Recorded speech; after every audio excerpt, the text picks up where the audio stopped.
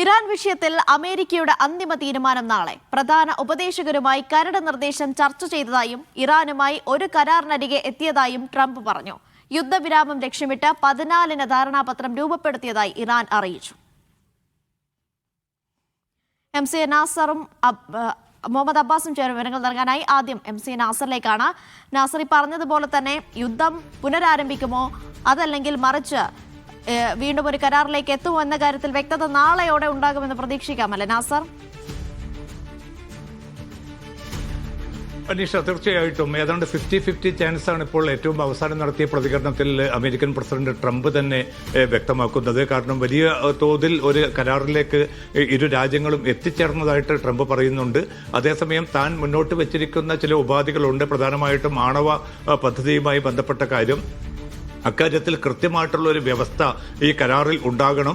എന്തായാലും ഇന്ന് വൈകിട്ട് താൻ നടത്തിയിരിക്കുന്ന ഉപദേശകരുമായിട്ടുള്ള ചർച്ചയിലും വ്യത്യസ്തമായിട്ടുള്ള അഭിപ്രായങ്ങളാണ് ഉയർന്നു വന്നത് എന്നുകൂടി ട്രംപ് പ്രതികരിക്കുകയുണ്ടായി. പശ്ചിമേഷ്യൻ ദൂതൻ സ്റ്റീവ് വിറ്റ്കോഫ്, അതോടൊപ്പം തന്നെ വൈറ്റ് ഹൌസ് ഉപദേശകൻ ജാറദ് കുഷ്നർ ഉൾപ്പെടെയുള്ളവർ ആ യോഗത്തിൽ ഉണ്ടായിരുന്നു. അവിടെ ഉണ്ടായിരിക്കുന്ന അഭിപ്രായങ്ങളിൽ ഒന്ന്, ഈ കരാറുമായിട്ട് മുന്നോട്ട് പോവുക.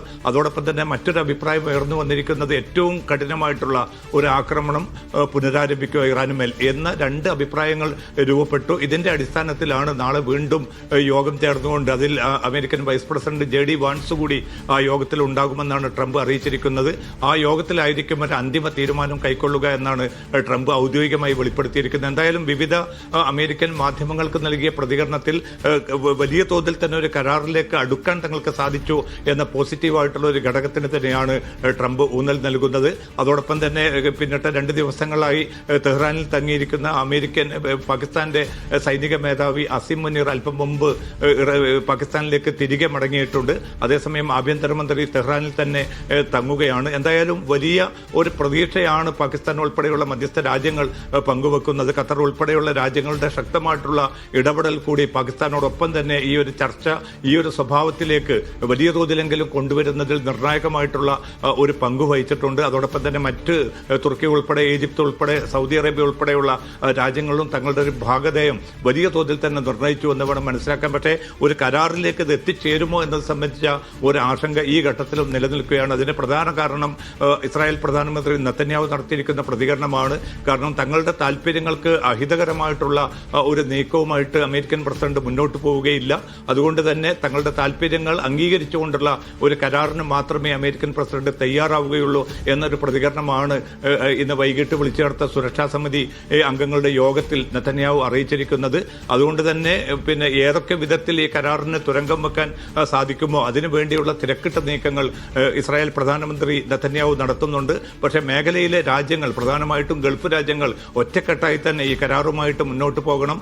ഇനിയൊരു ആക്രമണം ഈ മേഖലയിൽ ഉണ്ടാവുകയാണെങ്കിൽ അതിന്റെ കെടുതികൾ, അതിന്റെ പ്രത്യാഘാതങ്ങൾ വളരെ വലുതായിരിക്കും.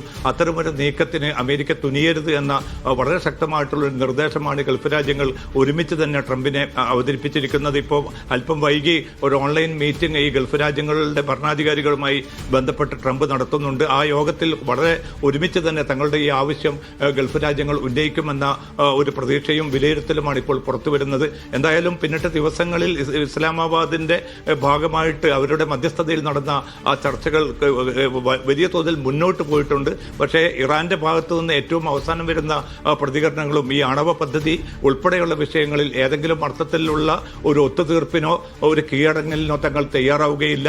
അതിന്റെ അടിസ്ഥാനത്തിലല്ല ഈ 14 ധാരണാപത്രം രൂപപ്പെടുത്തിയത് എന്നാണ് ഇപ്പം ഇറാൻ പാർലമെന്റ് സ്പീക്കറും അതോടൊപ്പം തന്നെ ഇറാന്റെ വിദേശകാര്യമന്ത്രി അബ്ബാസ് അറാക്ചിയും ഒരുപോലെ വ്യക്തമാക്കുന്നത്. അതുകൊണ്ട് ഏതർത്ഥത്തിലുള്ള ഒരു കരാറായിരിക്കും ഇപ്പോൾ ട്രംപിന് മുമ്പാകെ വന്നിരിക്കുന്നത്. എന്തായാലും ഒരു 50-50 ചാൻസ് ട്രംപ് പറയുമ്പോൾ ആ കരാറിൽ അമേരിക്കക്ക് അനുകൂലമായിട്ടുള്ള ചില ഘടകങ്ങൾ ഉണ്ട് എന്ന കാര്യം ഉറപ്പാണ്. പ്രധാനമായിട്ടും ആണവ പദ്ധതിയും ഹോർമുസ് കടലിടുക്കിനുമേലുള്ള ഇറാന്റെ പരമാധികാരവും സംബന്ധിച്ച് ഇതായിരുന്നു ഈ ചർച്ചയിൽ പിന്നിട്ട ആഴ്ചകളിലൊക്കെയും വലിയ പ്രതിസന്ധിയായിട്ട് തടസ്സമായിട്ട് നിലനിന്നത്.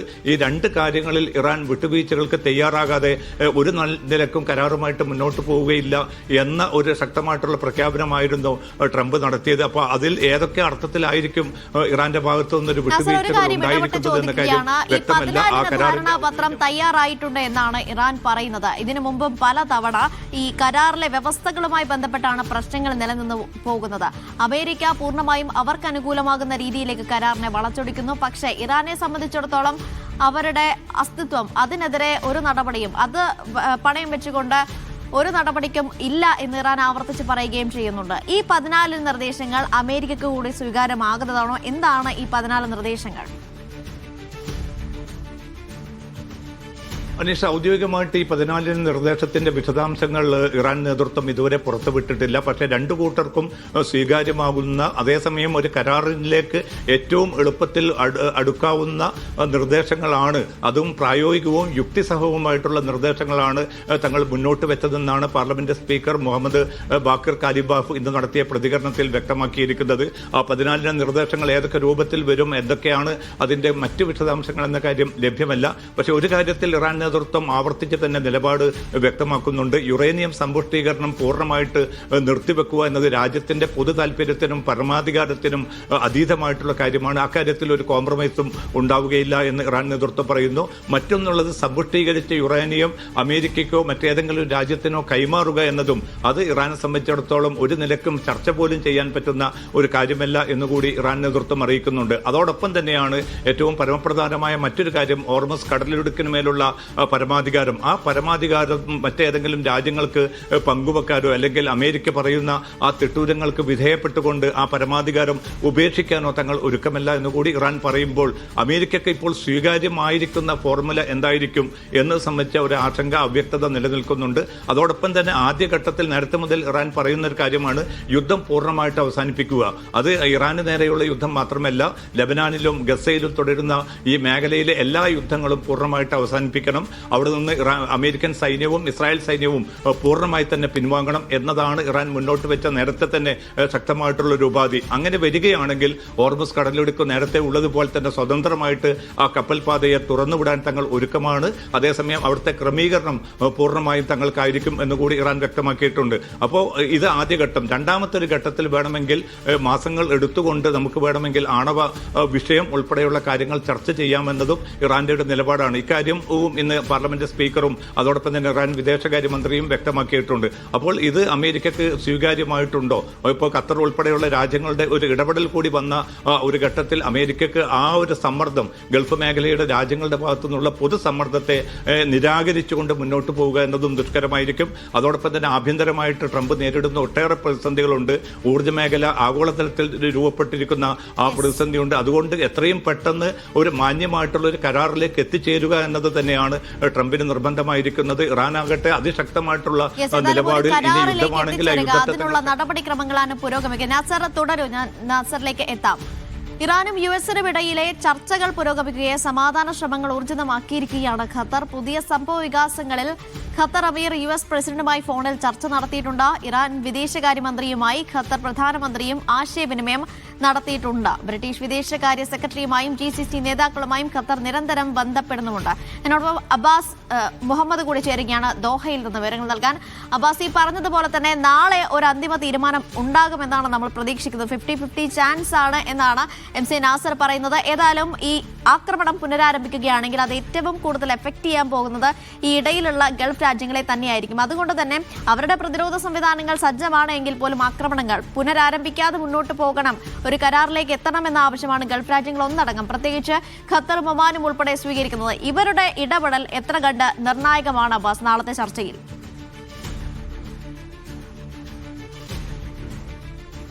തീർച്ചയായിട്ടും അനീഷ, ഈ യുദ്ധം ആരംഭിച്ചു കഴിഞ്ഞാൽ അത് ഏറ്റവും കൂടുതൽ ബാധിക്കാൻ പോകുന്നത് ഖത്തർ അടക്കമുള്ള GCC രാഷ്ട്രങ്ങളെയാണ്. നമുക്കറിയാം, ഈ യുദ്ധം ആരംഭിച്ചത് മുതൽ ഹോർമുസ് കടലെടുക്ക് അടഞ്ഞു കിടക്കുന്ന സാഹചര്യമാണ്.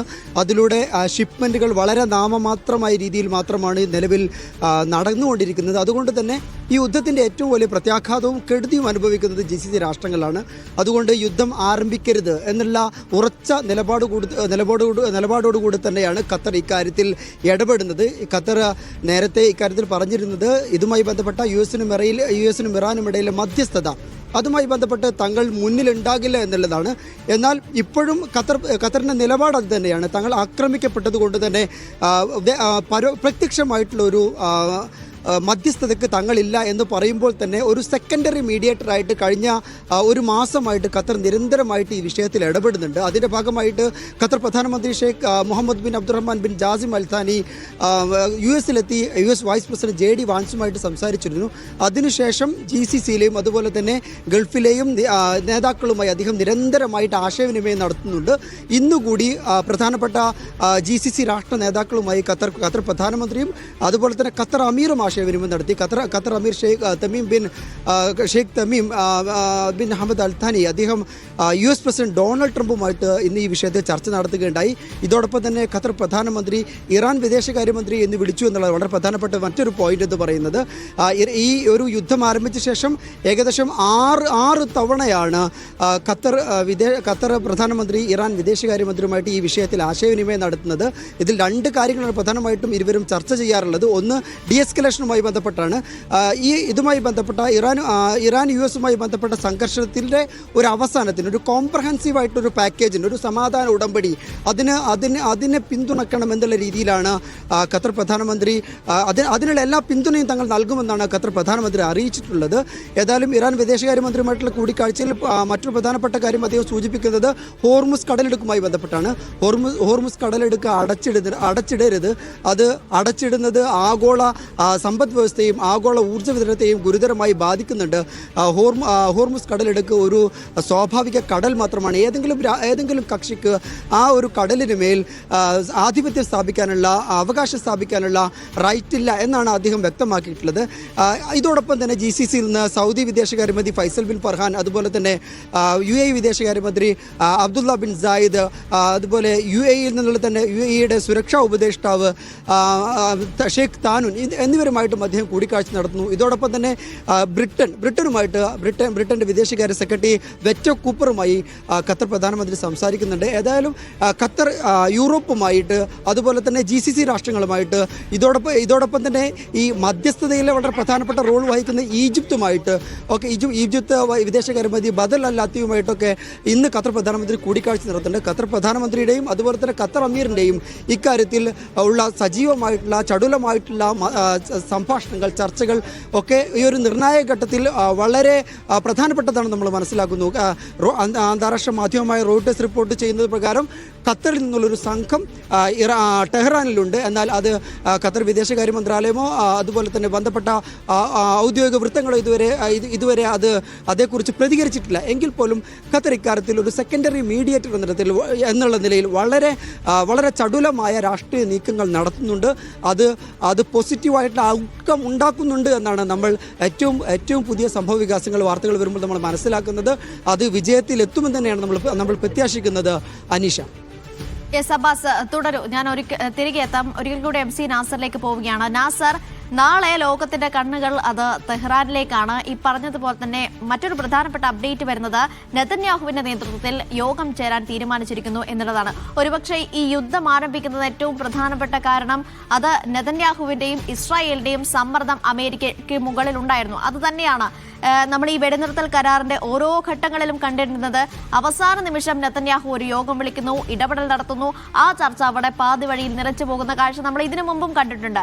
ഇന്ന് വീണ്ടും നെതന്യാഹുവിന്റെ നേതൃത്വത്തിൽ യോഗം ചേരാൻ തീരുമാനിച്ചിരിക്കുമ്പോൾ അത് ട്രംപിനെ ഏതെങ്കിലും വിധത്തിൽ സ്വാധീനിക്കാനുള്ള ഒരു സാധ്യത ഉണ്ടോ? പ്രത്യേകിച്ച് അമേരിക്കയ്ക്കുള്ളിൽ തന്നെ വലിയ രീതിയിൽ സമ്മർദ്ദം ഉണ്ടാകുന്ന ഒരു സാഹചര്യം കൂടിയാണ്.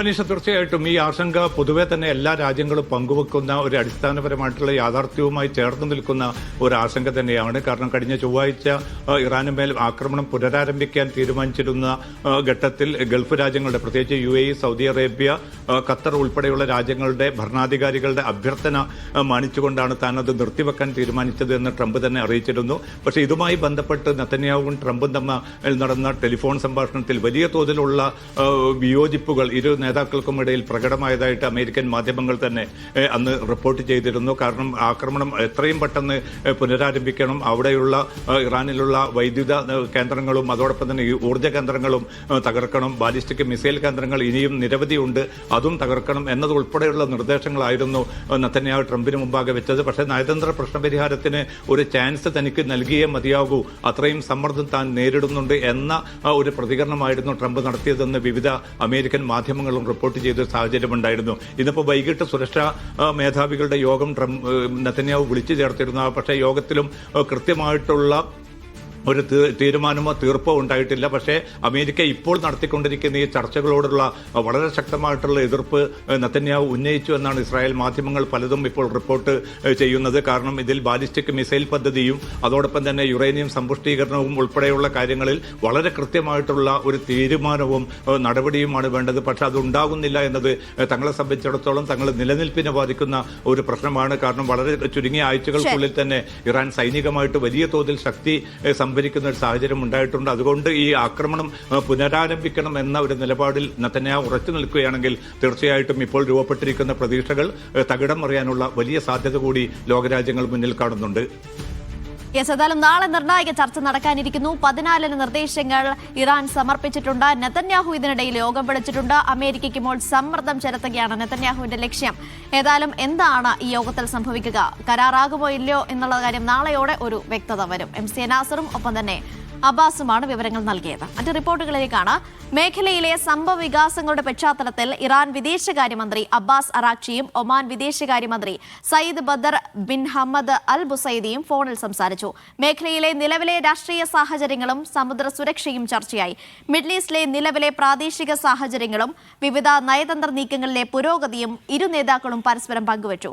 സമുദ്ര ഗതാഗതം സ്വതന്ത്രവും സുരക്ഷിതവുമായി പുനരാരംഭിക്കേണ്ടത് അനിവാര്യമാണെന്ന് ഇരുപക്ഷവും വ്യക്തമാക്കി. കുവൈത്ത് എണ്ണവില ബാരലിന് 48 സെന്റ് ഉയർന്ന് $120.81 നേരത്തെ ഒരു ബാരൽ കുവൈത്ത് എണ്ണയുടെ വില $120.33 എന്ന് കുവൈത്ത് പെട്രോളിയം കോർപ്പറേഷൻ അറിയിച്ചു. ആഗോള വിപണിയിലും എണ്ണവില ഉയർന്നു. ബ്രെന്റ് ക്രൂഡ് ബാരലിന് $103.54 US West Texas Intermediate crude $96.60 വ്യാപാരം നടത്തി. ഒമാനും UAEയും തമ്മിലുള്ള ചരക്ക് നീക്കം കൂടുതൽ സുഗമമാക്കാൻ സുപ്രധാന ഇളവുകളുമായി ഷാർജ. ഒമാനിൽ നിന്ന് പ്രധാന അതിർത്തി കവാടങ്ങൾ വഴി ഷാർജയിലേക്ക് എത്തുന്ന ചരക്ക് ലോറികൾക്ക് ടോൾ ഗേറ്റ് ഫീസ് പൂർണ്ണമായും ഒഴിവാക്കാൻ ഷാർജ ഭരണകൂടം തീരുമാനിച്ചു. UAEയുടെ സാമ്പത്തിക മത്സരശേഷി വർദ്ധിപ്പിക്കുന്നതിനും വിതരണ ശൃംഖലകൾ കൂടുതൽ ശക്തമാക്കുന്നതിനുമാണ് ഇളവ്. സൗദിയിലെ 6 ഇടങ്ങളിൽ പൊടിക്കാറ്റിന് സാധ്യതയുണ്ടെന്ന് മുന്നറിയിപ്പ്. സൗദി ദേശീയ കാലാവസ്ഥാ നിരീക്ഷണ കേന്ദ്രത്തിന്റേതാണ് അറിയിപ്പ്. മക്കയിൽ നിന്ന് മദീനയിലേക്ക് പോകുന്ന പാതയിൽ താപനില ഉയരുമെന്ന് മുന്നറിയിപ്പുണ്ട്. ഹജ്ജുമായി ബന്ധപ്പെട്ട നിരവധി തീർത്ഥാടകരാണ് നിലവിൽ ഈ പാത ഉപയോഗിക്കുന്നത്. സൗദി കാലാവസ്ഥാ നിരീക്ഷണ കേന്ദ്രത്തിന്റേതാണ് ജാഗ്രതാ നിർദ്ദേശം. നജ്റാൻ, റിയാദ്, കിഴക്കൻ, വടക്കൻ അതിർത്തികൾ, അൽജോഫ്, തബൂക്ക് പ്രവിശ്യകളുടെ ചില ഭാഗങ്ങൾ എന്നിവിടങ്ങളിലാണ് പൊടിക്കാറ്റിന് സാധ്യത. ജീസാൻ, അസീർ, അൽബഹ, മക്ക പ്രവിശ്യകളിലെ ഉയർന്ന പ്രദേശങ്ങളുടെ ചില ഭാഗങ്ങളിൽ മഴ പെയ്തേക്കാമെന്നും അറിയിപ്പുണ്ട്. രാജ്യത്തിന്റെ പടിഞ്ഞാറൻ ഭാഗങ്ങളിൽ താപനില ഉയരുമെന്നാണ് മുന്നറിയിപ്പ്. മദീന, മക്ക പാതയിൽ ഇന്നു മുതൽ ചൂടുള്ള കാലാവസ്ഥയായിരിക്കും. പകലും രാത്രിയും ശക്തമായ കാറ്റും പ്രതീക്ഷിക്കാം. പരമാവധി താപനില 42 ഡിഗ്രി സെൽഷ്യസ് വരെ എത്തുമെന്നും കുറഞ്ഞത് 24 ഡിഗ്രി സെൽഷ്യസ് ആയിരിക്കുമെന്നും അധികൃതർ അറിയിച്ചു. വിശുദ്ധ നഗരമായ മക്കയിലും പുണ്യസ്ഥലങ്ങളിലും താപനില ഉയരുന്ന സാഹചര്യത്തിൽ സ്ഥിതിഗതികൾ സൂക്ഷ്മമായി നിരീക്ഷിച്ചു വരികയാണ്. പ്രദേശത്ത് നിലവിലുള്ള കനത്ത ഉഷ്ണതരംഗത്തിന്റെ പശ്ചാത്തലത്തിലാണ് നിരീക്ഷണം ശക്തമാക്കിയത്. നാളെ വൈകുന്നേരത്തോടെ നിലവിലെ ഉഷ്ണതരംഗം അവസാനിക്കുമെന്നാണ് കാലാവസ്ഥാ കേന്ദ്രത്തിന്റെ വിലയിരുത്തൽ. ഇതോടെ ഹജ്ജിന് ചൂട് കുറഞ്ഞേക്കുമെന്നാണ് പ്രതീക്ഷ. Vishal Cherpulassery, media 1, Riyadh. ഷാർജയിൽ മലയാളി യുവതിയെയും 5 വയസ്സുകാരിയായ മകളെയും മരിച്ച നിലയിൽ കണ്ടെത്തിയതിൽ കേസെടുത്ത് ഷാർജ പോലീസ്. റോഡ് അപകടത്തിലാണ് ഇരുവരും മരിച്ചത് എന്ന തരത്തിൽ തെറ്റായ വാർത്തകൾ പ്രചരിച്ചിരുന്നു. കണ്ണൂർ അഴീക്കോട് പുതിയകാവ് സ്വദേശിനിയാണ് ആർഷയും ഏകമകൾ റൂഹിയും. ഏതാനും വർഷമായി ഭർത്താവ് നിഹാലിനൊപ്പം ഷാർജയിലെ അൽ നെഹ്ലയിലെ ഫ്ളാറ്റിലാണ് ഇവർ താമസിച്ചിരുന്നത്. ബുധനാഴ്ച രാവിലെയാണ് ഇരുവരെയും മരിച്ച നിലയിൽ കണ്ടെത്തിയതെന്ന് UAE ദേശീയ മാധ്യമങ്ങൾ റിപ്പോർട്ട് ചെയ്തു. സംഭവത്തിൽ കേസെടുത്ത് ഷാർജ പോലീസ് വിശദമായി അന്വേഷണം നടത്തുകയാണ്. സ്വന്തമായി ഓൺലൈൻ ബിസിനസ് നടത്തിവരികയായിരുന്നു ആർഷ. നിഹാലിന്റെ പിതാവും സഹോദരനുമെല്ലാം UAEയിൽ തന്നെയാണ് താമസം. ആർഷയുടെ സഹോദരി അഷിതയും ഇവരുടെ തൊട്ടടുത്ത ഫ്ളാറ്റിലാണ് താമസിച്ചിരുന്നത്. ദുബൈയിലെ വാഹനാപകടത്തിലാണ് ഇരുവരും മരിച്ചതെന്ന തരത്തിൽ വാർത്തകൾ പ്രചരിച്ചിരുന്നു. ഇത് തള്ളിക്കളയുന്നതാണ് ഷാർജ പോലീസിന്റെ റിപ്പോർട്ട്. Media 1, Sharjah. മലയാളിയായ ജസീന്തയുടെ അവയവങ്ങൾ ഇനി UAEയിലെ 2 പേർക്ക് പുതുജീവൻ നൽകും. വിസിറ്റ് വിസയിൽ ദുബൈയിലെത്തിയപ്പോഴാണ് ജസീന്തയ്ക്ക് മസ്തിഷ്ക മരണം സംഭവിച്ചത്. തൃശൂർ ഗുരുവായൂർ കോട്ടപ്പടി സ്വദേശിയായ ജസീന്തയുടെ കുടുംബമാണ് അവയവദാനത്തിന് തീരുമാനമെടുത്തത്. അവയവദാന ശസ്ത്രക്രിയയ്ക്ക് മുമ്പ് ഓണർ വാക്ക് നൽകി ആശുപത്രി അധികൃതർ ജസീന്തയെ ആദരിച്ചു. ദുബൈ കിങ്സ് കോളേജ് ലണ്ടൻ ആശുപത്രിയിലായിരുന്നു ശസ്ത്രക്രിയ. അങ്ങനെ ആരെന്നോ എന്തെന്നോ അറിയാത്ത 2 പേർക്ക് വൃക്കകളും കരളും പകുത്തു നൽകിയാണ് ജസീന്തയുടെ യാത്ര. ഭർത്താവിന്റെ മരണശേഷം ദുബൈയിലെ മകൾ ബ്രിറ്റിയുടെ കൂടെയായിരുന്നു ജസീന്ത. കഴിഞ്ഞ ദിവസം താമസ സ്ഥലത്ത് പെട്ടെന്ന് കുഴഞ്ഞു വീണു. ആശുപത്രിയിൽ നിന്ന് മസ്തിഷ്ക മരണം സ്ഥിരീകരിച്ചു. 63 വയസ്സായിരുന്നു ജസീന്തയ്ക്ക്. മക്കളായ ബ്രിട്ടോ എന്നിവരും മരുമക്കളും ചേർന്ന് അവയവദാനത്തിന് തീരുമാനിക്കുകയായിരുന്നു. UAE-യിൽ അവയവദാന മറ്റത്തിനായി കാത്തുനിന്ന 2 പേരിൽ ഒരാൾക്ക് 2 വൃക്കകളും മറ്റൊരാൾക്ക് കരളുമാണ് നൽകിയത്. ജസീന്തയുടെ ഭൗതിക ശരീരം പിന്നീട് നാട്ടിലേക്ക് കൊണ്ടുപോയി കാവീട് സെന്റ് ജോസഫ് ദേവാലയത്തിൽ സംസ്കരിച്ചു.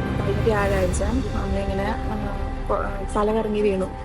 അപ്പോൾ ഞങ്ങൾ വേഗം ദുബായ് ആംബുലൻസ് വിളിച്ച് മമ്മീനെ ഹോസ്പിറ്റലിൽ കൊണ്ടുപോയി. മമ്മിയുടെ ബ്രെയിൻ ഡെത്തായി എന്ന് അവർ ഡിക്ലെയർ ചെയ്തു. ഞാനും അനിയനും എൻ്റെ ഹസ്ബൻഡും മക്കളും എല്ലാവരും കൂടി തീരുമാനത്തിലെത്തി. എന്തായാലും അങ്ങനെ ഒരു നല്ല കാര്യം ചെയ്യാൻ പറ്റിയത് നല്ലതാണെന്ന് ഞങ്ങളെല്ലാവരും ഒരുമിച്ചൊരു തീരുമാനം എടുത്തു. എല്ലാ കാര്യങ്ങളും DHA, അതായത് മമ്മിയുടെ ബോഡി നാട്ടിൽ നമ്മുടെ വീട്ടിലെത്തുന്നത് വരെയുള്ള എല്ലാ കാര്യങ്ങളും അവർക്ക് DHA ആണ് ചെയ്തു തന്നത്.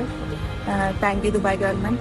UAE-യിൽ അവയവദാനവും മറ്റ് നടപടികളും ആരോഗ്യ മന്ത്രാലയത്തിന്റെ കീഴിലുള്ള ഹയാത്ത് എന്ന ദേശീയ പദ്ധതി വഴിയാണ് നടപ്പാക്കുന്നത്. ബന്ധുക്കളുടെ അനുമതിയോടെ അവയവങ്ങൾ ദാനം ചെയ്യാം. ഇത് UAE-യിലെ വിവിധ ആശുപത്രികളിൽ കഴിയുന്ന രോഗികളുടെ മുൻഗണനാ പട്ടിക അനുസരിച്ച് സൗജന്യമായാണ് നൽകുന്നത്.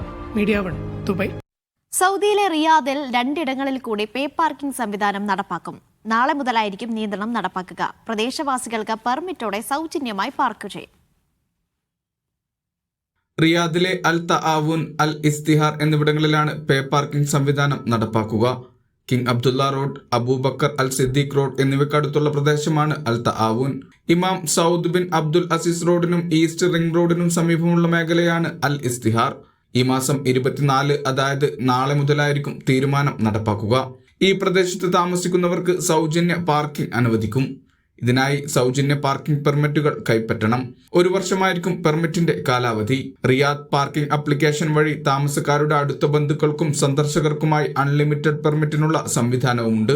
നിലവിൽ വിവിധ മേഖലകളിലായി 90,000-ലധികം പെർമിറ്റുകൾ അനുവദിച്ചു കഴിഞ്ഞു. റിയാദ് പാർക്കിംഗിന്റെ നേതൃത്വത്തിലാണ് പദ്ധതി. നേരത്തെ അൽ വുറൂദ്, റഹ്മാനിയ, അൽ മുറൂജ്, ഒലയ്യ, സുലൈമാനിയ, മുഹമ്മദിയ തുടങ്ങിയ 15 അയൽപ്രദേശങ്ങളിൽ പദ്ധതി വിജയകരമായി നടപ്പാക്കിയിരുന്നു. ഇതിന് പിന്നാലെയാണ് സംവിധാനം 17 ഇടങ്ങളിലേക്കായി വ്യാപിപ്പിക്കുന്നത്. തലസ്ഥാന നഗരത്തിലെ പാർക്കിംഗ് സൗകര്യങ്ങൾ ക്രമീകരിക്കുക, വാണിജ്യ തെരുവുകളിലെ പാർക്കിംഗ് നിയന്ത്രിക്കുക, പുറത്തുനിന്നുള്ള വാഹനങ്ങൾ ജനവാസ മേഖലകളിലേക്ക് അതിക്രമിച്ചു കയറുന്നത് തടയുക തുടങ്ങിയവയുടെ ഭാഗമായാണ് പദ്ധതി. Mishal Cherpulassery, media 1, Riyadh.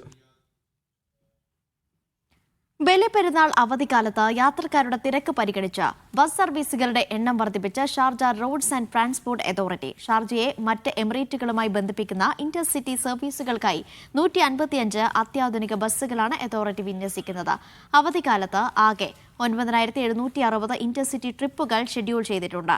യാത്രക്കാരുടെ തിരക്ക് ലഘൂകരിക്കുന്നതിനായി തിരക്കേറിയ സമയങ്ങളിൽ ബസ്സുകൾ തമ്മിലുള്ള സമയ വ്യത്യാസം 5 മിനിറ്റ് മാത്രമായി കുറച്ചിട്ടുണ്ടെന്നും അധികൃതർ വ്യക്തമാക്കി. കൊടും ചൂടിലാണ് മക്ക നഗരം. ഇന്ന് ഹജ്ജിന്റെ പുണ്യകേന്ദ്രമായ അറഫയിൽ രേഖപ്പെടുത്തിയത് 46 ഡിഗ്രി സെൽഷ്യസ് ആണ്. ഹജ്ജിലേക്ക് നീങ്ങാൻ ഒരുങ്ങുന്നതിനിടെ പ്രായമായവരും പ്രയാസം നേരിടുന്നുണ്ട്. മുന്നറിയിപ്പുകൾ നൽകുന്നതിൽ മലയാളി സന്നദ്ധ സംഘടനകളും രംഗത്തുണ്ട്. ഹജ്ജിന്റെ ആത്മാവാണ് അറഫ സംഗമം. അറഫയിൽ ഇന്ന് രേഖപ്പെടുത്തിയ താപനില 46 ഡിഗ്രി സെൽഷ്യസ് ആണ്. ചൂട് കത്തിക്കയറുന്നതിനിടെ നാളെ ഹാജിമാർ മിനായിലേക്ക് നീങ്ങും. ഹജ്ജിൽ പ്രായമേറിയവരുണ്ട്. എത്തിയ ശേഷം ആരോഗ്യ പ്രയാസങ്ങൾ നേരിടുന്നവരും ഉണ്ട്. എല്ലാവർക്കും വേണ്ട മുന്നറിയിപ്പ് നൽകുന്നുണ്ട് മലയാളി സന്നദ്ധ സംഘടനകളും.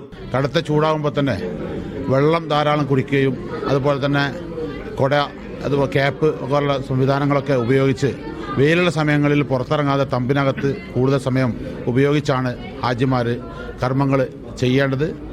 കാരണം നമുക്കറിയാം, കഴിഞ്ഞ 2 വർഷങ്ങൾക്ക് മുമ്പൊക്കെ സൂര്യാഘാതമേറ്റ് ഒരുപാട് ആളുകൾക്ക് അസുഖം പിടിപെടുകയും മരണപ്പെടുകയും ഒക്കെ ചെയ്തിട്ടുണ്ട്. അതുപോലെ തന്നെ മക്തബിൻ്റെ ആളുകൾ ഗവൺമെൻറ് നിർദ്ദേശിക്കുന്ന സമയത്ത് മാത്രം പോയി കല്ലേറ് കർമ്മങ്ങൾ പൂർത്തിയാക്കുക, ഭക്ഷണം സമയത്തിന് കഴിക്കുക, വെള്ളം ധാരാളം കഴിച്ച് ഹാജിമാർ അവരുടെ ആരോഗ്യം സംരക്ഷിക്കണം. KMCCക്ക് കീഴിൽ ഹെൽത്ത് വിംഗ് രൂപീകരിച്ചാണ് പ്രവർത്തനം. നാട്ടിലെ കാലാവസ്ഥയിൽ നിന്നും കൊടും ചൂടിലേക്ക് വന്നതോടെ ഹാജിമാർ പലരും ആരോഗ്യ പ്രയാസം നേരിടുന്നുണ്ട്. പിന്നെ എല്ലാവർക്കും ഉണ്ടായിരിക്കുന്ന ഇപ്പോൾ ചുമ അസ്വസ്ഥതയാണ്. ഇപ്പോൾ മെഡിക്കൽ ടീമൊക്കെ ഉണ്ടെങ്കിലും എത്ര മരുന്ന് കഴിച്ചാലും പലരുടെയും ചുമയൊന്നും അങ്ങോട്ട് വിട്ടു പോയിട്ടില്ല ഇതുവരെ. അത് നല്ല രീതിയിൽ തന്നെ ചുമയ്ക്കുന്നു. എല്ലാവരും നല്ല ചുമയാണ്. കേട്ടില്ല, ശബ്ദം കേട്ടില്ല, ചുമച്ചുകൊണ്ടിരിക്കുന്നു. വേറെ അസ്വസ്ഥ, പിന്നെ ചെറിയ പനിയൊക്കെ വന്നിട്ടുണ്ട് പലർക്കും. പിന്നെ ഗുരുതരമായ അസുഖങ്ങളൊന്നും വന്നാലും അങ്ങനെ വലിയ അത് വന്നാൽ തന്നെ അവിടുന്ന് എമർജൻസി മെഡിസിൻ വന്നവർ കൊണ്ടുപോയിട്ടുണ്ട്. അപ്പോൾ എല്ലാം കൊണ്ട് നമുക്ക് സംവിധാനങ്ങൾക്കൊന്നും ഒരു കുഴപ്പം പറയാൻ പറ്റും. നല്ല ഫെസിലിറ്റീസാണ് ചെയ്തിരിക്കുന്നത്. പിന്നെ 1000-ഓളം പേരുണ്ട് ഈ ബിൽഡിങ്ങിൽ. അപ്പോൾ അതിൻ്റെ ഒരു ബുദ്ധിമുട്ടുണ്ടല്ലോ. ചുമയുൾപ്പെടെ പ്രയാസങ്ങളും അധികമാണ്. പകർച്ച തടയാൻ മാസ്ക് ധരിക്കുകയാണ് ഏക മാർഗം. ഇത് ആരോഗ്യ മന്ത്രാലയം നിരന്തരം ഓർമ്മപ്പെടുത്തുന്നുണ്ടെങ്കിലും മാസ്ക് ധരിക്കുന്നവർ കുറവാണ്. ഇതും അസുഖം പടരാൻ കാരണമാകുന്നുണ്ട്. അപ്പോൾ നമ്മൾ ഹാജിമാർ മിനയിൽ എത്തിക്കഴിഞ്ഞാൽ മിനയുടെ ഓരോ മക്തബിൻ്റെ അടുത്തും ഓരോ ടെൻറ്റിൻ്റെ അടുത്തും ചെറിയ ചെറിയ ക്ലിനിക്കുകളുണ്ട്. അതുപോലെ തന്നെ അറഫയിൽ ക്ലിനിക്കുകളുണ്ട്. അറഫയിൽ നിന്നും മിനയിലേക്ക് തിരിച്ചെത്തുന്നവരെ റോഡ് സൈഡിൽ തന്നെ ഹെൽത്ത് വോളണ്ടിയേഴ്സ് ഉണ്ട്. അവരൊരു ചുവന്ന യൂണിഫോം ഇട്ട് വലിയ ബാഗേറ്റ് ഉണ്ടായിരിക്കും. ഏത് സമയത്തും റെഡ് ക്രസന്റ് ആളുകളുടെ ഏത് സമയത്തും ഹാജിമാർക്ക് ഈ ഫെസിലിറ്റി ഒക്കെ ഉപയോഗപ്പെടുത്തണം. വരും ദിനങ്ങളിൽ കായികാധ്വാനം ഏറെ വേണ്ട കർമ്മങ്ങളാണ് ഹാജിമാർക്കുള്ളത്. അതിനു മുന്നോടിയായി മിനായിലെ തമ്പുകളിലും ശുചിമുറികളിലും മാസ്ക് ധരിച്ചും വ്യക്തിശുചിത്വം പാലിച്ചും മാത്രമേ പ്രയാസങ്ങൾ തടയാനാകൂ. ഇത് പരസ്പരം ഓർമ്മപ്പെടുത്തണമെന്നും മന്ത്രാലയം മുന്നറിയിപ്പ് നൽകുന്നു. Aftabur Rahman, media 1, Mecca. ഈ വർഷത്തെ ഹജ്ജ് കർമ്മത്തിനായി ഹാജിമാർ നാളെ മിനായിലേക്ക് പുറപ്പെടും. തിങ്കളാഴ്ചയാണ് ഹജ്ജിന് തുടക്കമാവുക. ഒരുക്കങ്ങൾ പൂർത്തിയാക്കി ഹാജിമാർ പുറപ്പെടാനുള്ള തിരക്കിലാണ്. നാളെ രാത്രിയോടെയാണ് മിനായിലേക്കുള്ള യാത്ര തുടങ്ങുക. ഹാജിമാർക്ക് വേണ്ട നിർദ്ദേശങ്ങളെല്ലാം കൈമാറിയതായി ഹാജിമാരുടെ സേവനത്തിനുള്ള സംസ്ഥാനത്ത് നിന്നുള്ള സ്റ്റേറ്റ് ഹജ്ജ് ഇൻസ്പെക്ടർ കോർഡിനേറ്റർ അസീം സെയ്ദ് പറഞ്ഞു. ഹാജിമാരുടെ താമസ സ്ഥലത്ത് നിന്നും വിവരങ്ങളുമായി അഫ്താബ് റഹ്മാൻ ചേരും. നമ്മളിപ്പോൾ നിൽക്കുന്നത് മക്കയിലെ അസീസിയ പ്രദേശത്തോട് ചേർന്നുകൊണ്ടാണ്. ഇവിടെ വ്യത്യസ്ത ഭാഗങ്ങളിലായിട്ടാണ് ലോകത്തിൻ്റെ വിവിധ ഭാഗങ്ങളിലെത്തിയ ഹാജിമാർ താമസിക്കുന്നത്. നാളെ ഹാജിമാർ മിനായിലേക്ക് നീങ്ങുവാനുള്ള ഒരുക്കങ്ങളെല്ലാം പൂർത്തിയാക്കിയിട്ടുണ്ട്. നമ്മളോടൊപ്പം ഹാജിമാരും ഒപ്പം തന്നെ ഹാജിമാരുടെ കാര്യങ്ങൾക്ക് മേൽനോട്ടം വഹിക്കുന്ന സംസ്ഥാനത്തെ വിവിധ സർക്കാർ വകുപ്പുകളിൽ നിന്നുള്ള ഉദ്യോഗസ്ഥരും അപ്പം തന്നെ അതിൻ്റെ കോർഡിനേറ്റർ കൂടിയായിട്ടുള്ള അസീം കൂടി നമ്മളോടൊപ്പം ചേരുകയാണ്. എന്തൊക്കെ തരത്തിലുള്ള ക്രമീകരണങ്ങളാണ് ഒപ്പം തന്നെ എന്തൊക്കെ തരത്തിലുള്ള നിർദ്ദേശങ്ങളാണ് ഹാജിമാർക്ക് യാത്രയുമായി ബന്ധപ്പെട്ട് കൊടുത്തിട്ടുള്ളത്? ഒപ്പം തന്നെ ഏകദേശം എത്ര മണിക്കായിരിക്കും പുറപ്പെടുക? കേരള സംസ്ഥാന ഹജ്ജ് കമ്മിറ്റിയുടെ നേതൃത്വത്തിൽ നമുക്ക് കിട്ടുന്ന നിർദ്ദേശങ്ങൾ അനുസരിച്ചിട്ട് തന്നെ കേരള സംസ്ഥാനത്ത് നിന്ന് വന്ന എല്ലാ ഹാജിമാർക്കും എല്ലാ ബിൽഡിങ്ങുകളിലും ഓരോ ഫാക്കൽറ്റീസിനെ നിശ്ചയിച്ചുകൊണ്ട് അവരുടെ യാത്ര സംബന്ധമായ വിവരങ്ങളും അതുപോലെ തന്നെ ആരോഗ്യപരമായ കാര്യങ്ങളെക്കുറിച്ച് ശ്രദ്ധ ചെലുത്തേണ്ടതും അതുപോലെ തന്നെ മറ്റ് നമ്മുടെ യാത്രയുമായി ബന്ധപ്പെട്ട രേഖകൾ തയ്യാറാക്കുക, മറ്റ് കാര്യങ്ങളെല്ലാം തന്നെ എല്ലാ ബിൽഡിങ്ങുകളിലും ഒന്നിലധികം ക്ലാസ്സുകൾ കൊടുത്തുകൊണ്ട് അവരെ പ്രാപ്തരാക്കിയിട്ടുണ്ട്. അൽഹംദുലില്ലാഹ് ഹാജിമാരെല്ലാം സന്തോഷത്തിലാണ്. അവരെല്ലാവരും നമ്മുടെ നിർദ്ദേശപ്രകാരം തന്നെയാണ്, പ്രത്യേകിച്ചും ഏത് സമയത്താണ് എന്ന് നമുക്ക് വ്യക്തമാക്കുന്നതിന് മക്തബിൻ്റെ നിർദ്ദേശപ്രകാരം ഏത് സമയത്താണോ വാഹനം എത്തുക അത് നമ്മൾ അറിയിക്കും. എന്തൊക്കെ തരത്തിലുള്ള ഒരുക്കങ്ങളാണ് മിനായിലേക്ക് പോകുന്നതിന് മുന്നോടിയായിട്ട് പൂർത്തിയാക്കിയിട്ടുള്ളത്? മിനായിലേക്ക് പോകുന്നതിന് മുന്നോടിയായിട്ടുള്ള നമ്മുടെ ഡ്രസ്സുകളൊക്കെ റെഡിയാക്കി വെച്ച് എല്ലാ ഒരുക്കങ്ങളും അതുള്ള മറ്റുള്ള എല്ലാ കാര്യങ്ങളും റെഡിയാക്കി വെച്ചിട്ടുണ്ട്. ഇപ്പോൾ തന്നെ റെഡിയായിട്ടുണ്ട്. നാളെ എപ്പോൾ വിളിച്ചാൽ അപ്പോൾ പോകാമെന്നുള്ള ഒരു തീരുമാനത്തിലാണ്. അള്ളാഹു എല്ലാം റാഹത്തിലാക്കട്ടെ എന്ന് പ്രാർത്ഥിക്കുന്നു. ഒരുക്കങ്ങളൊക്കെ പൂർത്തിയാക്കിയോ? എല്ലാം പൂർത്തിയാക്കിയിട്ടുണ്ട്. ആരോഗ്യപരമായിട്ടും മാനസികമായിട്ടൊക്കെ ഒരുങ്ങിയിട്ടുണ്ട്. ഇവരെ നിർദ്ദേശം കിട്ടി അതനുസരിച്ച് നമ്മൾ അപ്പോൾ ആ സെക്കൻഡിൽ റെഡിയാവും. അങ്ങനത്തെ എല്ലാം റെഡിയായിരിക്കണം എല്ലാവരും. അവിടെ പോയി ടെൻറ്റ് കണ്ടു. ഞങ്ങളെ കൊണ്ടുപോയി ടെൻറ്റ് കാണിച്ചു, താമസിക്കുന്ന സ്ഥലങ്ങളൊക്കെ കാണിച്ചു. അൽഹംദുലില്ലാഹ് വളരെ ഹൈറാണ്. സന്തോഷമായി വഴിയൊക്കെ കാണിച്ചു തന്നിട്ടുണ്ട്. അപ്പോൾ ഹാജിമാർക്ക് ഈ ഹജ്ജ് കർമ്മവുമായി ബന്ധപ്പെട്ട് അവർ നീങ്ങാൻ പോകുന്ന വഴികൾ ഒപ്പം തന്നെ തമ്പുകൾ ഇതിൻ്റെ എല്ലാം തന്നെ നേരിട്ട് തന്നെ കൊണ്ടുപോയി കാണിക്കുകയും ഒപ്പം തന്നെ ബോധ്യപ്പെടുത്തുകയും ചെയ്തിട്ടുണ്ട്. ഹജ്ജുമായി ബന്ധപ്പെട്ട ഒരുക്കങ്ങൾ സൗദി അറേബ്യ പൂർത്തിയാക്കിയിരിക്കുന്നു. ഹാജിമാരും മലയാളി ഹാജിമാരും അതിന് മാനസികവും ശാരീരികവുമായിട്ടുള്ള ഒരുക്കങ്ങൾ പൂർത്തിയാക്കി കാത്തിരിക്കുകയാണ്. ഹജ്ജ് കർമ്മങ്ങൾക്കായി നാളെ 20 ലക്ഷത്തിലേറെ ഹാജിമാരെത്തുന്നത് മിനായിലേക്കാണ്. തമ്പുകളുടെ നഗരിയായ മിന ഓരോ വർഷവും മാറ്റങ്ങൾക്ക് വിധേയമാകും. ഈ വർഷം മിനായിൽ തമ്പുകളുടെ രൂപം തന്നെ മാറിയിട്ടുണ്ട്. ഇവിടെ ഹാജിമാർക്കായി എന്തൊക്കെ സൗകര്യങ്ങൾ ഒരുക്കിയിട്ടുണ്ട് എന്ന് നോക്കാം.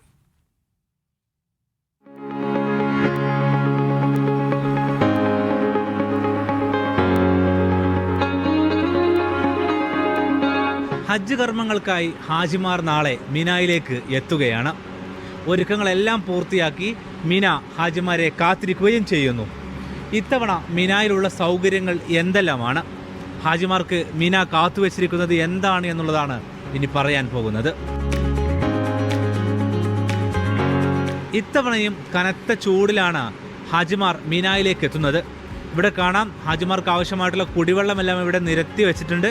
ഇവിടെ മാത്രമല്ല, ഇവിടുന്ന് അങ്ങോട്ട് നോക്കുന്ന മുഴുവൻ ഭാഗങ്ങളിലും ഹാജിമാർക്ക് സമാനമായ രീതിയിൽ സൗകര്യങ്ങൾ ഒരുക്കിയിട്ടുണ്ട്. ഇത് ഇന്ത്യക്കാർക്കുള്ള ഹജ്ജിൻ്റെ തമ്പുകളാണ്. അതുകൊണ്ട് തന്നെ ഹാജിമാർക്ക് ഇവിടെ എത്തിക്കഴിഞ്ഞാൽ ഈ സൗകര്യങ്ങളെല്ലാം തന്നെ ഉപയോഗപ്പെടുത്താൻ കഴിയും. മുൻ വർഷങ്ങളിൽ നിന്ന് വ്യത്യസ്തമായിട്ട് ചില പ്രത്യേക സൗകര്യങ്ങൾ കൂടി ഇത്തവണ വന്നിട്ടുണ്ട്. അതിലേക്ക് വിശദമായിട്ട് പോവുകയാണ്. അതിൽ ഒന്നാമത്തേത് ഈ സോഫ ബെഡുകളാണ്. ഇതിൻ്റെ പ്രത്യേകത, ഇത് ഇരിക്കേണ്ട സമയത്ത് സോഫയാക്കിയിട്ട് മാറ്റാനാകും, കിടക്കേണ്ട സമയത്ത് ബെഡാക്കിയിട്ട് മാറ്റുവാനും സാധിക്കും. അതോടൊപ്പം ഹാജിമാർക്ക് ആവശ്യമായിട്ടുള്ള പുതപ്പും തലയിണയും ഇതോടൊപ്പം തന്നെ സൗകര്യപ്രദമായി തന്നെ ഒരുക്കി വെച്ചിട്ടുണ്ട്.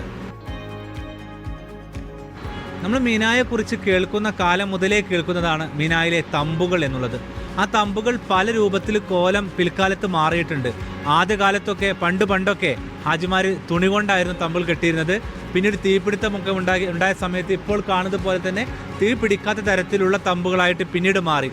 ഇപ്പോഴത്തെ പ്രധാന മാറ്റമാണ് ഈ വർഷത്തെ പ്രധാനപ്പെട്ട ഹൈലൈറ്റ്. ഇത് ജിപ്സം ബോർഡാണ് ഇത്തവണ ഹജ്ജിൽ ഹാജിമാർക്കായിട്ട് ഉപയോഗപ്പെടുത്തില്ല. അതിൻ്റെ ഒരു ഗുണം എന്ന് പറയുന്നത് അകത്ത് വലിയ തോതിൽ തണുപ്പ് നിലനിർത്തുവാൻ സാധിക്കും. നമുക്കിതിനകത്ത് കയറി കഴിഞ്ഞാൽ തന്നെ അത് മനസ്സിലാവുന്നുണ്ട്. ഇവിടെ മുകളിൽ നോക്കിക്കഴിഞ്ഞാൽ കാണാം, നേരത്തെ ഉണ്ടായിരുന്ന കൂളർ ഫാനിന് പകരം AC ആക്കിയിട്ട് മാറ്റിയിട്ടുണ്ട്. അപ്പോൾ ഇത് നേരത്തെ പ്രൈവറ്റ് സ്വഭാവത്തിലൊക്കെ വരുന്ന ഹാജിമാർക്ക് മാത്രമായിട്ടുണ്ടായിരുന്നത് ഇപ്പോൾ എല്ലാ വിഭാഗത്തിലും, സർക്കാർ വിഭാഗത്തിലും എല്ലാ വിഭാഗത്തിലും സമാനമായ രീതിയിൽ തന്നെ സൗകര്യങ്ങൾ വരികയാണ്. അപ്പോൾ നമുക്കിവിടെ നോക്കിക്കഴിഞ്ഞാൽ കാണാം, ഈ രൂപത്തിൽ ഓരോ ഭാഗത്തും സൗകര്യം ഒരുക്കിയിട്ടുണ്ട്. ഇതിപ്പോൾ ഓരോ തമ്പുകൾ, ഇപ്പോൾ ഒരു തമ്പാണ്, രണ്ടാമത്തെ തമ്പ് തൊട്ടിപ്പുറത്തുണ്ട്. അപ്പോൾ തമ്പ് എന്ന് പറയുന്ന സങ്കല്പം തന്നെ ഇപ്പോൾ മാറി മാറി വരികയാണ്.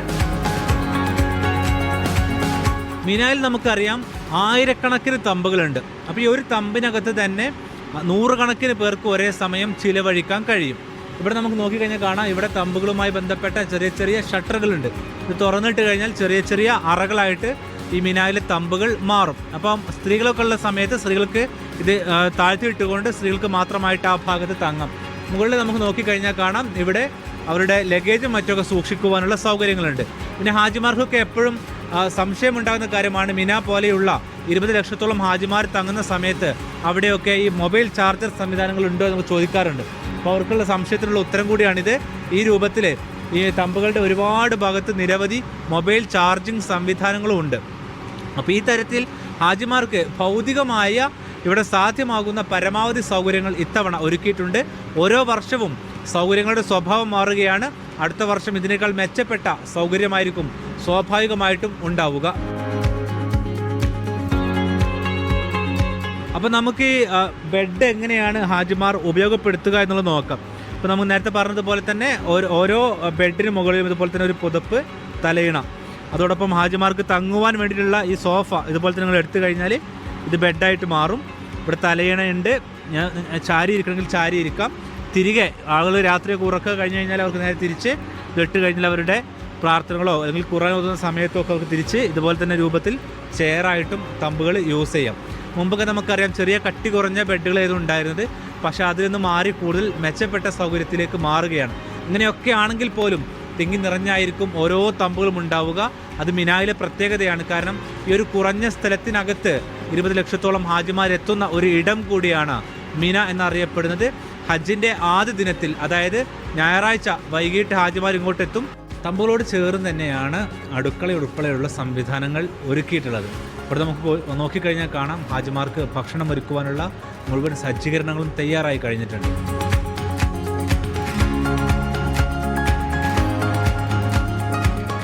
نفس الشيء بس اللهم جابوا اضافات جديده، اشياء جديده، ولا كل سنه ان شاء الله متفوقين احسن من قبل باذن الله.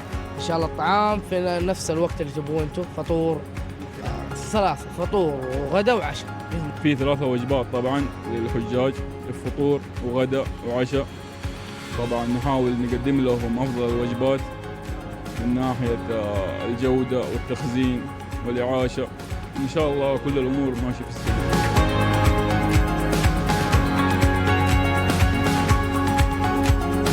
എത്രയെല്ലാം സൗകര്യങ്ങൾ ഒരുക്കിയാലും ഹജ്ജിൻ്റെ ഓരോ കർമ്മങ്ങളിലും ഈ ക്ഷമയും കാത്തിരിപ്പും വിശ്വാസിക്ക് വേണ്ടിവരും. ഭൗതികമായി അതിൽ പ്രയാസം അനുഭവിക്കാതിരിക്കുവാനുള്ള സൗകര്യങ്ങളാണ് ഭരണകൂടം ഒരുക്കുന്നത്. ആത്മീയമായി അത് നേരിടുവാനും ഒപ്പം തന്നെ ഹജ്ജ് കർമ്മങ്ങൾ പൂർത്തിയാക്കുവാനുമുള്ള തയ്യാറെടുപ്പിലാണ് ഹാജിമാർ. മിനായിൽ നിന്നും സാബി സലീമിനൊപ്പം മഫ്താബുർ റഹ്മാൻ, മീഡിയ 1. സൗദിയിൽ നിന്നും ഹജ്ജ് നിർവഹിക്കുന്ന ആഭ്യന്തര തീർത്ഥാടകർ മക്കയിലേക്ക് തിരിച്ചു. രാജ്യത്തിന്റെ വിദൂര ദിക്കുകളിൽ നിന്നുള്ള തീർത്ഥാടകരാണ് ഇന്നലെയോടെ മക്കയിലേക്ക് പുറപ്പെട്ടത്. മക്കയിലെത്തുന്ന ഇവർ ഇഹ്റാം വസ്ത്രമണിഞ്ഞ് ഉംറ നിർവഹിച്ച് നാളെ മിനായിലേക്ക് തിരിക്കും. ഹജ്ജിന് അനുമതി നേടിയ സൗദിയിൽ നിന്നുള്ള സ്വദേശികളും വിദേശികളുമായ തീർത്ഥാടകർ മക്കയിലേക്ക് തിരിച്ചു. ദൂരദിക്കുകളിൽ നിന്നുള്ളവരാണ് റോഡ് വ്യോമമാർഗേന പുണ്യനഗരിയിലേക്ക് പുറപ്പെട്ടത്. കിഴക്കൻ പ്രവിശ്യയുടെ വിവിധ ഭാഗങ്ങളിൽ നിന്നുള്ളവരും തലസ്ഥാന നഗരിയുടെ വിവിധ പ്രവിശ്യകളിൽ നിന്നുള്ളവരും ഇതിനകം യാത്ര പുറപ്പെട്ടു. അൽഹംദുലില്ലാഹ് ഇപ്രാവശ്യം തനിമ ഈസ്റ്റേൺ പ്രൊവിൻസിൻ്റെ ഒപ്പം ഹജ്ജ് ചെയ്യാനുള്ള അവസരം കിട്ടി. 14 വർഷമായി ഞാൻ ഇവിടെ സൗദിയിൽ വന്നിട്ട്.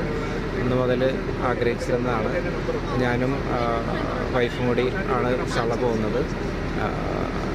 എല്ലാം യാത്രയിൽ സുഖമാവുന്നുള്ള ഇൻഷാല്ലാ എല്ലാവരുടെയും ദുആയിലും ഉണ്ടാവണം എന്ന് വിചാരിക്കുന്നു. ಒಳ್ಳೆ നല്ല ഇതാണ് ഓർഗനൈസേഷൻ. ഒരുപാട് കൊല്ലമായി സൗദി അറേബ്യയിൽ ഉള്ളത്. ഇത് നല്ല ഒരു മാഷാ അല്ലാഹ് വളരെ നന്നായിട്ട് പോകുന്ന നല്ലൊരു ഓർഗനൈസേഷൻ ആയിട്ട് പോകുന്നുണ്ട്. ഇത് അൽഹംദുലില്ലാഹ് റബ്ബിൻ്റെ തൗഫീഖ് കണ്ടിട്ട് വളരെ നന്നായിട്ട് പോയിട്ട് വരാൻ അള്ളാഹു ഞങ്ങൾക്ക് എല്ലാവർക്കും തൗഫീഖ് തരട്ടെ. കുടുംബങ്ങളുമൊത്താണ് മിക്കവരും ഹജ്ജ് നിർവഹിക്കുന്നത്. മഹറമില്ലാതെ ഹജ്ജിന് പുറപ്പെട്ടവരും കൂട്ടത്തിലുണ്ട്. സൗദിയിൽ 18 വർഷത്തോളമായി. ആദ്യമായിട്ട് ഹജ്ജിന് പോവുകയാണ്. പോയിട്ടുണ്ട്. ഞാൻ ഹജ്ജിൻ്റെ സർവീസിനൊക്കെ സേവനത്തിനൊക്കെ പോയിട്ടുണ്ട്. ഹജ്ജ് വോളണ്ടിയറായിട്ട് 7 പ്രാവശ്യമൊക്കെ പോകാനൊക്കെ ഉള്ള ഇത് കിട്ടിയിട്ടുണ്ട്. എന്നാലും അൽഹംദുലില്ലാഹ് ഹജ്ജിൻ്റെ ഒരു വിളി വന്നിട്ടില്ല നമുക്കിപ്പോഴാണ്. അൽഹംദുലില്ലാഹ് തനിമാരുടെ നേതൃത്വത്തിലുള്ള ഈ ഹജ്ജിൻ്റെ കാഫിലയിൽ കൂടെ പോവുകയാണ്. അല്ലാഹു എല്ലാം അവരുടെയും കർമ്മങ്ങൾ സ്വീകരിക്കട്ടെ. മക്ബൂലും മബ്റൂറുമായ ഹജ്ജ് എല്ലാവർക്കും നൽകട്ടെ. ഹറമിൻ്റെ സന്ദേശം എന്ന് പറയുന്നത് ലോകം മുഴുവനും സമാധാനവും സുരക്ഷയുമുള്ള ഒരു അമ്നുള്ള നിർഭയത്വമുള്ള ഒരു നാടാണ്. അത്തരമൊരു ലോകത്തിന് വേണ്ടി തീർച്ചയായും ഹറമിൽ വെച്ചുകൊണ്ട് പ്രാർത്ഥനയിൽ നമ്മൾ ഉൾപ്പെടുത്തുക തന്നെ ചെയ്യും. ലോകത്തിൻ്റെ ശാന്തിയും സമാധാനവും നിലനിൽക്കാൻ വേണ്ടി. സൗദിയിൽ വേനൽ ചൂട് ശക്തി പ്രാപിച്ചു വരികയാണ്. ഹജ്ജ് വേളയിൽ താപനില 47 ഡിഗ്രി വരെ ഉയരാൻ സാധ്യതയുള്ളതായി കാലാവസ്ഥാ വിദഗ്ധർ ഇതിനകം മുന്നറിയിപ്പ് നൽകിയിട്ടുണ്ട്. ഞാനിവിടെ സൗദിയിൽ 35 വർഷമായി. ഇപ്പോഴാണ് എനിക്ക് സൗകര്യം ലഭിച്ചത്. അള്ളാഹുവിനോട് പ്രത്യേകം നന്ദി പറയുന്നു. ഞാൻ ഏകദേശം 14 വർഷം അബുദാബിയിലായിരുന്നു. അപ്പോൾ ഇങ്ങോട്ട് വരുമ്പോഴുള്ള ആദ്യത്തെ സ്വപ്നം എന്ന് വെച്ചാൽ സൗദിയിൽ വന്നിട്ട് ആദ്യം ഹജ്ജ് ചെയ്യണമെന്നായിരുന്നു. അൽഹംദുലില്ലാഹ് അത് സൗകര്യപ്രദമായിട്ട് ചെയ്യാൻ പറ്റി. സൗദിയിൽ നിന്നുള്ള മുഴുവൻ ഹാജിമാരും നാളെയോടെ മക്കയിലെത്തും. ഹജ്ജ് അനുമതിയില്ലാതെ അനധികൃതമായി എത്തുന്നവരെ കണ്ടെത്തുന്നതിനുള്ള പരിശോധനയും ശക്തമാണ്. ഇത് മക്കയിലേക്കുള്ള തീർത്ഥാടകരുടെ യാത്രക്ക് ദൈർഘ്യം കൂട്ടും. Media 1 Dammam. ഖത്തറിൽ നിന്നുള്ള ആദ്യത്തെ ഹജ്ജ് സംഘം സൗദിയിലെത്തി. ഖത്തർ എയർവേസ് സൗദി വിമാനങ്ങളിലായി 18 അംഗീകൃത ഹജ്ജ് ഗ്രൂപ്പുകളിൽ നിന്നുള്ള തീർത്ഥാടകരാണ് ആദ്യഘട്ടത്തിൽ യാത്ര തിരിച്ചത്. തീർത്ഥാടക സംഘത്തിനായി ദോഹ ഹമദ് അന്താരാഷ്ട്ര വിമാനത്താവളത്തിൽ പ്രത്യേക കൗണ്ടറുകൾ അടക്കം വിപുലമായ സൗകര്യങ്ങളാണ് ഒരുക്കിയിരുന്നത്. ഖത്തറി തീർത്ഥാടകർക്കായി മിനയിലും അറഫയിലും ഒരുക്കിയ സൗകര്യങ്ങൾ ഖത്തർ ഹജ്ജ് മിഷൻ മേധാവി ഗാനി ബിൻ ഷഖീൻ അൽ ഗാനിം വിലയിരുത്തി. ചോദ്യപേപ്പർ ചോർച്ചയെ തുടർന്ന് 2026 നീറ്റ് UG പരീക്ഷ റദ്ദാക്കിയത് വിദ്യാർത്ഥികളെ വലിയ പ്രതിസന്ധിയിലാക്കിയിരിക്കുകയാണ്. പരീക്ഷ കഴിഞ്ഞ ഉടനെ എൻട്രൻസ് ക്ലാസുകൾ മതിയാക്കി പ്രത്യേകിച്ച് ഗൾഫ് രാജ്യങ്ങളിലേക്ക് മടങ്ങിയ വിദ്യാർത്ഥികൾക്കാണ് ഇത് കൂടുതൽ തിരിച്ചടിയായത്. ഈ സാഹചര്യത്തിൽ പുനഃപരീക്ഷയ്ക്ക് തയ്യാറെടുക്കുന്ന വിദ്യാർത്ഥികൾക്ക് സൗജന്യ നീറ്റ് ക്രാഷ് കോഴ്സുമായി രംഗത്തെത്തിയിരിക്കുകയാണ് പ്രമുഖ എഡ്യൂക്കേഷൻ പ്ലാറ്റ്ഫോമായ ബ്ലൂ ലൈൻസ് ലേണിംഗ്. നീറ്റ് പുനഃപരീക്ഷ അടുത്ത മാസം നടത്താനുള്ള സാഹചര്യം കണക്കിലെടുത്താണ് ബ്ലൂ ലൈൻസ് ലേണിംഗ് ഇപ്പോൾ വിദ്യാർത്ഥികൾക്കായി തികച്ചും സൗജന്യമായി ക്രാഷ് കോഴ്സ് ഒരുക്കിയിരിക്കുന്നത്. ബ്ലൂ ലൈൻസ് ആപ്പ് വഴി ദിവസേന 3 മണിക്കൂർ നീണ്ടു നിൽക്കുന്ന ലൈവ് ക്ലാസുകളാണ് നൽകുന്നത്.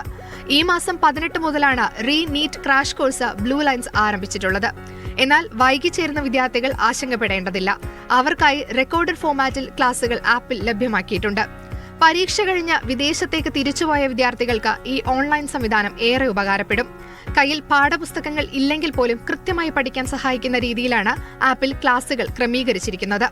ഒരു ദിവസം 3 മണിക്കൂറാണ് ലൈവ് ക്ലാസ്സുകൾ ഉണ്ടാവുക. അതിൽ ഫിസിക്സ്, ബയോളജി, കെമിസ്ട്രി 3 സബ്ജക്റ്റുകൾ. അവിടെ ടീച്ചർ ഒരു കാരണവശാലും തന്നെ ലോങ് ലെക്ചേഴ്സ് ഉണ്ടാവില്ല. ഒരു കോൺസെപ്റ്റിനെ ബേസ് ചെയ്ത് 2-3 മിനിറ്റ് കൊണ്ട് ആ കോൺസെപ്റ്റിനെ ഇൻട്രൊഡ്യൂസ് ചെയ്യുകയും വളരെ കൃത്യമായിട്ട് സംസാരിക്കുകയും അതിനെ ബേസ് ചെയ്ത് വരുന്ന direct question, indirect question, problematic question അത് ആ സമയത്ത് തന്നെ ചെയ്ത് മുന്നോട്ടേക്ക് പോകുന്ന ഒരു പ്രോജക്റ്റാണ്.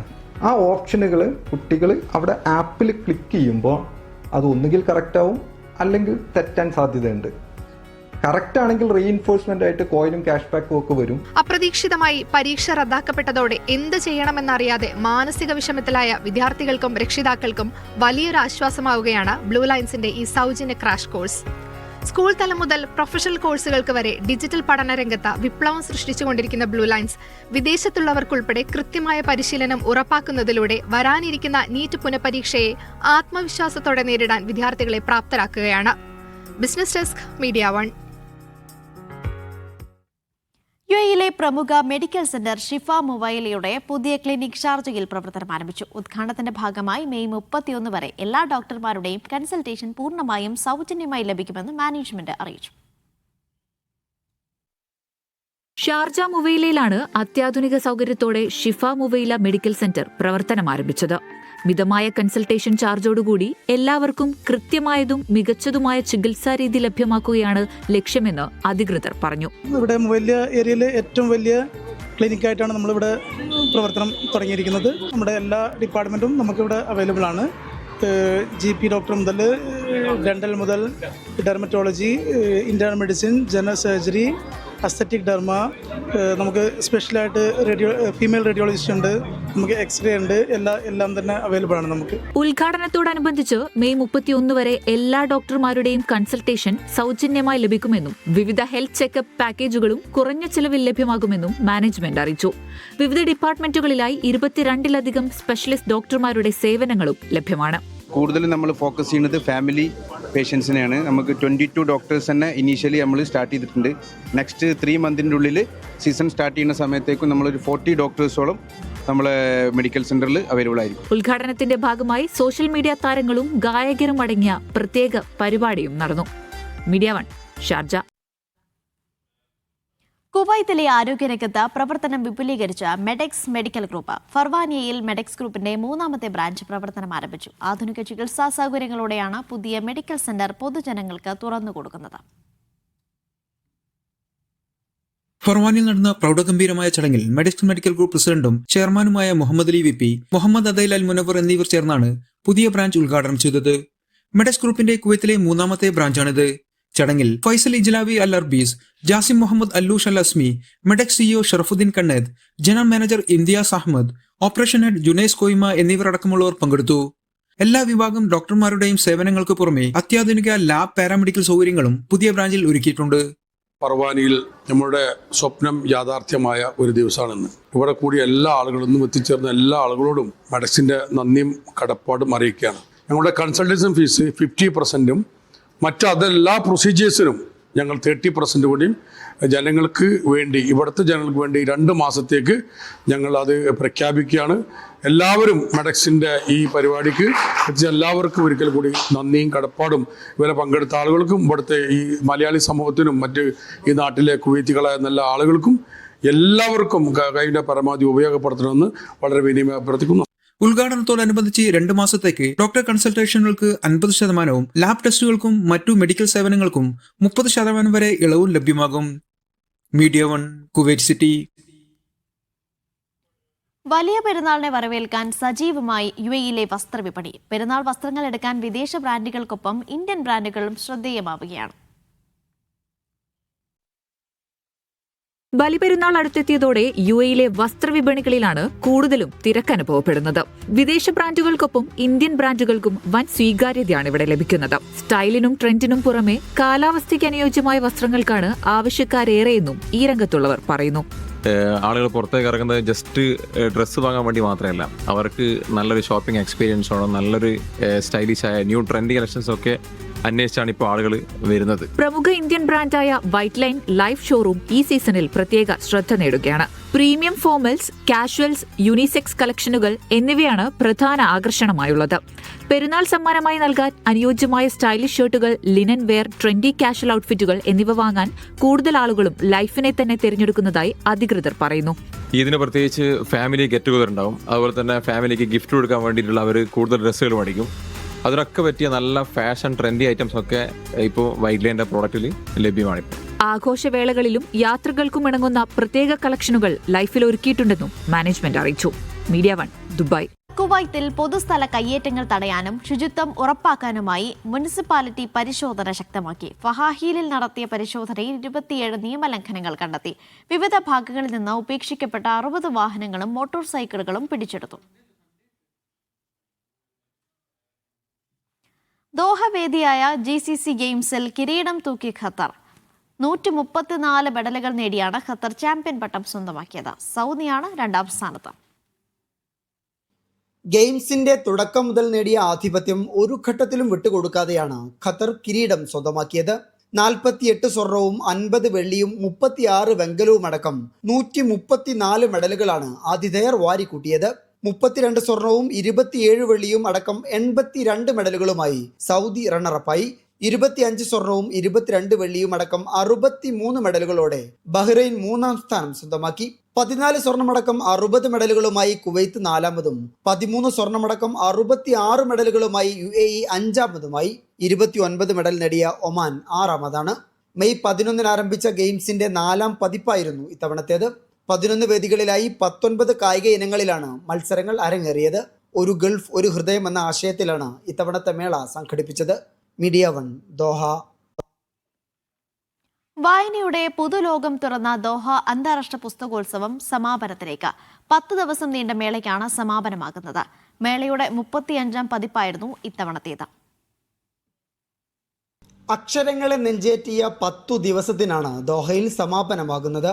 ആയിരക്കണക്കിന് പുസ്തകപ്രേമികളാണ് ഈ ദിവസങ്ങളിൽ വായനയുടെയും ഭാവനയുടെയും പുതിയ ലോകം ആസ്വദിക്കാനായി ദോഹ എക്സിബിഷൻ ആൻഡ് കൺവെൻഷൻ സെന്ററിലെത്തിയത്. വായനോത്സവം എന്നതിനപ്പുറം അറബ് ലോകത്തിന്റെ കലാ സാംസ്കാരിക ആഘോഷം കൂടിയായിരുന്നു ദോഹ പുസ്തകമേള. ഖത്തറിന്റെ ചരിത്രം പകർത്തിയ this is Qatar book project ആയിരുന്നു ഇത്തവണത്തെ മേളയിലെ സവിശേഷത. കുട്ടികൾക്കായി ഒരുക്കിയ ദോഹ ചിൽഡ്രൻ സോണും കാണികളെ ആകർഷിച്ചു. പരമ്പരാഗത രീതിയിൽ അണിയിച്ചൊരുക്കിയ ബുക്ക് സൂക്കും വേറിട്ട കാഴ്ചയായി. Qatar Amir Sheikh Tamim bin Hamad Al Thani, പ്രധാനമന്ത്രി Sheikh Mohammed bin Abdulrahman Al Thani, Qatar foundation chairperson Sheikha Moza, വിവിധ മന്ത്രിമാർ തുടങ്ങിയവർ മേള സന്ദർശിച്ചു. ഇന്ത്യയിൽ നിന്നടക്കം ലോകത്തിന്റെ വിവിധ ഭാഗങ്ങളിൽ നിന്നുള്ള 515 പ്രസാധകരും സ്ഥാപനങ്ങളും പുസ്തകോത്സവത്തിന്റെ ഭാഗമായി. ആകെ 910 ബൂത്തുകളാണ് മേളയിൽ ഒരുക്കിയിരുന്നത്. Media 1 Doha. KIG ഖുറാൻ സ്റ്റഡി സെന്ററിന്റെ നേതൃത്വത്തിൽ കുവൈത്തിൽ സംഘടിപ്പിച്ച ഖുറാൻ പഠന കോഴ്സ് പരീക്ഷയുടെ വിജയികളെ പ്രഖ്യാപിച്ചു. സൂറത്ത് അന്നിസായിലെ ആയത്തുകളെ ആസ്പദമാക്കിയായിരുന്നു പഠനവും പരീക്ഷയും. 535 പേർ പങ്കെടുത്ത പരീക്ഷയിൽ അബു ഹലീഫയിലെ സമീറ അബ്ദുൽ അസീസ് 1ാം സമ്മാനം നേടി. ഫർവാനിയയിലെ ഷാനവാസ് തോപ്പിൽ 2ാം സമ്മാനവും റമീസ ജുഷാബ് 3ാം സമ്മാനവും നേടി. രക്തദാനം മഹാദാനം എന്ന സന്ദേശം ഉയർത്തിപ്പിടിച്ച് കലാ കുവൈത്തിന്റെ നേതൃത്വത്തിൽ ജാബിറിയ സെൻട്രൽ ബ്ലഡ് ബാങ്കിൽ രക്തദാന ക്യാമ്പ് സംഘടിപ്പിച്ചു. പ്രവാസി സമൂഹത്തിൽ രക്തദാന ബോധവൽക്കരണം ശക്തമാക്കുന്നതായാണ് ക്യാമ്പ് സംഘടിപ്പിച്ചത്. അൻസാരി കടയ്ക്കലിന്റെ അധ്യക്ഷതയിൽ നടന്ന പരിപാടി ജിതിൻ പ്രകാശ് ഉദ്ഘാടനം ചെയ്തു. 4 മേഖലകളിൽ നിന്നായി 200 പ്രവർത്തകർ രക്തദാന ക്യാമ്പിൽ പങ്കെടുത്തു. മുൻ ഇന്ത്യൻ പ്രധാനമന്ത്രി രാജീവ് ഗാന്ധിയുടെ 35ാമത് രക്തസാക്ഷിത്വ ദിനാചരണം കുവൈത്തിൽ വിവിധ സംഘടനകളുടെ നേതൃത്വത്തിൽ ആചരിച്ചു. OICC, INCAS, Gulf Pradesh cultural Congress എന്നീ സംഘടനകളുടെ നേതൃത്വത്തിൽ അബ്ബാസിയയിൽ അനുസ്മരണ പരിപാടികൾ സംഘടിപ്പിച്ചു. രാജീവ് ഗാന്ധി രാജ്യത്തിനും സാങ്കേതിക രംഗത്തിനും നൽകിയ സംഭാവനകളെ നേതാക്കൾ അനുസ്മരിച്ചു. ബഹ്റൈനിലെ ഫുട്ബോൾ കളിക്കാരുടെ കൂട്ടായ്മ മുഖ്യമന്ത്രി VD സതീഷിന്റെ നേതൃത്വത്തിലുള്ള മന്ത്രിസഭ അധികാരമേറ്റെടുത്തതിന്റെ ആഹ്ലാദം പങ്കുവച്ച് മനാമയിൽ ആഘോഷ പരിപാടികൾ സംഘടിപ്പിച്ചു. റജി വർഗീസ് നിലമ്പൂർ, പ്രസീദ് കണ്ണൂർ, കമാൽ മുഹിയുദ്ദീൻ എന്നിവർ നേതൃത്വം നൽകി. MLA ആയി സത്യപ്രതിജ്ഞ ചെയ്ത് നാട്ടിലെത്തിയ കുറ്റ്യാടി MLA പാറക്കൽ അബ്ദുള്ളയ്ക്ക് വടകര റെയിൽവേ സ്റ്റേഷനിൽ UDF പ്രവർത്തകർ ആവേശകരമായ സ്വീകരണം നൽകി. 100 കണക്കിന് UDF പ്രവർത്തകർ മുദ്രാവാക്യം വിളിച്ചു സ്വീകരിച്ചു. മന്ത്രിയാകാത്തതിൽ പരിഭവമില്ലെന്നും മന്ത്രിസ്ഥാനമൊക്കെ പാർട്ടി നേതൃത്വമാണ് തീരുമാനിക്കുന്നതെന്നും പാറക്കൽ അബ്ദുള്ള മീഡിയ 1 പറഞ്ഞു.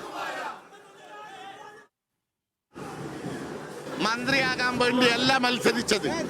10 വർഷത്തെ ഇടതുപക്ഷ ദുർഭരണത്തെ പരാജയപ്പെടുത്താനും അവരെ വലിച്ചെറിയാനുമാണ് എന്നെ കുറ്റ്യാടിയിൽ നിയോഗിച്ചത്, മന്ത്രിയാകാനല്ല. അത് പാർട്ടി പറഞ്ഞിട്ടുണ്ട്. ഞാൻ മത്സരിച്ചത് പാർട്ടി പറഞ്ഞിട്ടാണ്. അതുപോലെ പാണക്കാട് തങ്ങൾ പ്രഖ്യാപിച്ചിട്ടുണ്ട്. അതൊക്കെ സംഘടനാ തലത്തിൽ ആ വഴിക്ക് നടക്കും.